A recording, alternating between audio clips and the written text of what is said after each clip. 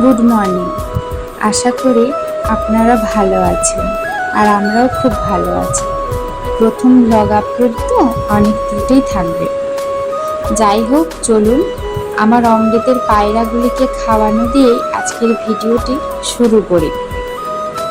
তো সকালের কাজ সেরে স্নান করে নিয়ে আমি রান্নাটাও কিন্তু বসিয়ে দিলাম। একটু বেরোবো পুজোর কেনাকাটা করতে, তাই রান্নার তাড়াটা একটু বেশি।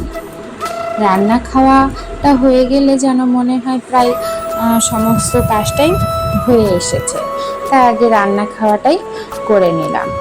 আজ বৃহস্পতিবার, তাই নিরামিষ আলু পনিরের সবজিটাই বানালাম,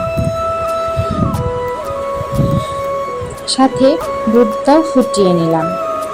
ছাদে তো প্রায় হনুমান আসে, আর হনুমান আসলে অমৃতের বাবা অমৃতকে দিয়ে কিছু না কিছু তো খাওয়াবেই। তাই প্রথমে কিছুটা মুড়ি দিল এবং তারপরে